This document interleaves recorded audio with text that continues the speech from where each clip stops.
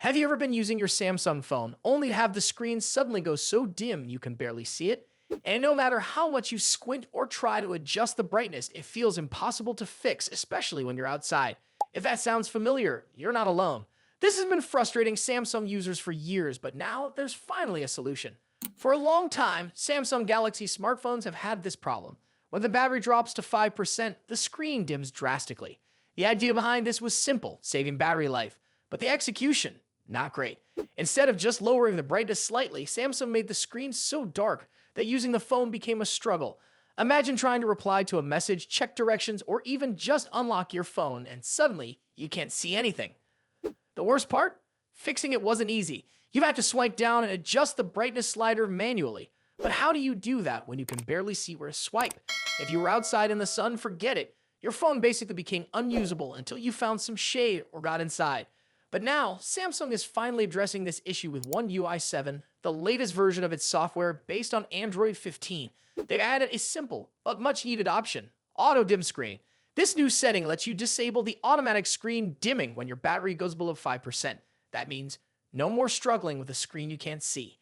To access this, just go to Settings greater than Battery, and you'll find the Auto Dim Screen option there.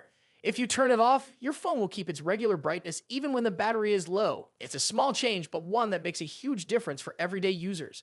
At the moment, One UI 7 is rolling out on the Galaxy S25 and S24 series, but Samsung plans to expand it to more devices soon.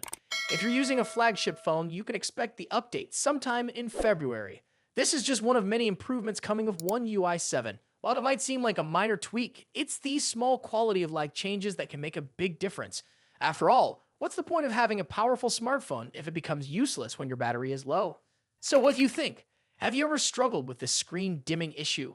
Let us know in the comments, and if you found this video helpful, don't forget to like, subscribe, and turn on notifications for more updates on Samsung and other tech news. The iPhone SE 4 is set to hit the market, but will it be a game changer or just another entry in Apple's budget-friendly lineup? The excitement around this upcoming release is palpable, especially when people expected the iPhone 17 series to be the big focus of 2025. However, Apple's got a surprise up its sleeve, a phone that's been on the radar for budget-conscious fans for over a year now, and it's almost here. This phone could be a major win for those looking for an affordable iPhone experience, but there's a big question hanging over it. Will it be enough to get people excited? For years, Apple has been known for its premium devices, but the iPhone SE line has always aimed to offer a more accessible option. And with the iPhone SE 4, Apple wants to offer a more modern take on the budget iPhone, featuring thinner bezels and a sleek design. But the question remains, how far will Apple go to make this phone feel like a true part of the current iPhone family? As details about the device start to surface, one key decision is already stirring a conversation: the design. Specifically, will it feature the much-debated notch, or will Apple step it up with something more modern, like the dynamic island seen in other recent models? Industry expert Ross Young recently revealed that the SE 4 will likely come with a notch, much like the iPhone 14. This revelation has raised a lot of eyebrows because the notch is now seen as something of a relic in Apple's lineup, especially with newer models like the iPhone 15 series featuring the dynamic island. Yet it seems that for the iPhone SE 4, Apple might be sticking with a notch as a cost-cutting measure, which makes sense when you consider their typical approach to pricing. After all, Apple isn't just selling a phone, they're selling an experience, and that experience has a certain price tag attached. But here's the trade-off: is it worth sticking with a design that some may feel is outdated to keep the price down? The iPhone SE 4 is expected to be priced at around $450, much like the iPhone SE 3 before it.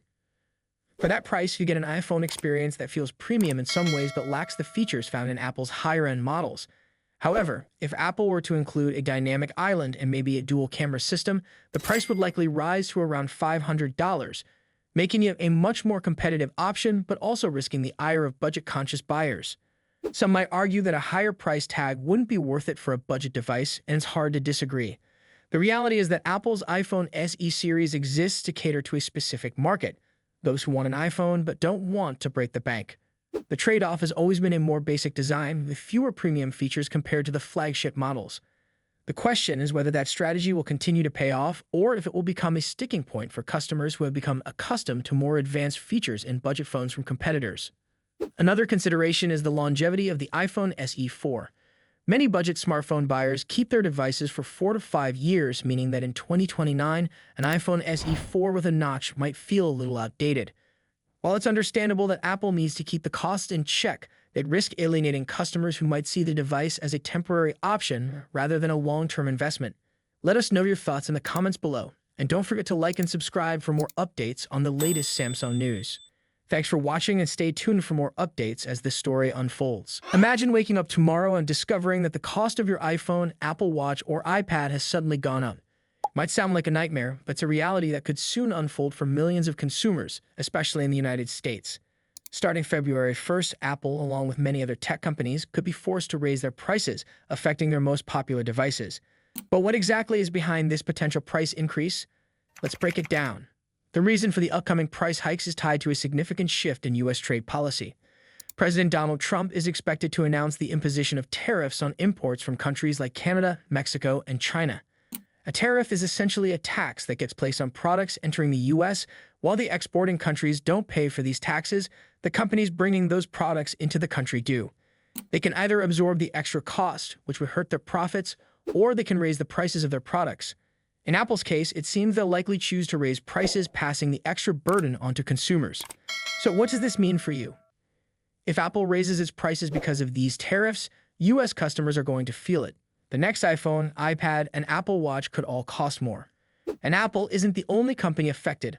Other tech giants who rely on imports from China, Mexico, and Canada are in the same boat. But let's focus on Apple for a moment, since it's one of the biggest companies at risk of these price hikes. The tariffs are set to take effect on February 1st, but at this time there's no clear answer on whether some products or companies might be exempt. White House Press Secretary Caroline Leavitt stated that more details would be shared tomorrow, and these tariffs are part of fulfilling promises made by President Trump to protect American interests. Now, it's important to note that the countries facing these tariffs, like China, Canada, and Mexico, aren't the ones paying for them directly. Instead, the cost gets shifted to U.S. consumers. So while the countries themselves might face economic pressure from these tariffs, it's the American buyer who will be paying higher prices for products imported from these countries. The impact on the tech industry could be massive. Apple and other companies that depend on overseas manufacturing, especially in China, could find themselves facing a dilemma. If U.S. consumers decide they're not willing to pay the increased prices on products from China, Mexico, or Canada, they might look for alternatives that don't carry the additional cost. This could potentially lead to changes in buying patterns, putting more pressure on manufacturers in those countries, while companies that aren't affected by the tariffs could see an uptick in sales. Apple, in particular, has avoided tariffs in the past. During Trump's first term, CEO Tim Cook managed to convince the president that imposing tariffs on iPhones would harm Apple, an American company, by making its products more expensive and less competitive against rivals like Samsung, which produces phones in South Korea. Thanks to Cook's lobbying, Apple was spared from additional tariffs. But this time, it might be different. Even though Tim Cook has met with Trump several times since the 2024 election and personally contributed $1 million for Trump's inauguration, it's unclear whether Apple will be shielded from the new tariffs. There's a possibility that Trump won't be as lenient this time, especially since the new tariffs are part of a broader effort to combat the illegal drug trade, particularly the distribution of fentanyl. Let us know your thoughts in the comments below, and don't forget to like and subscribe for more updates on the latest Samsung news. Thanks for watching and stay tuned for more updates as this story unfolds.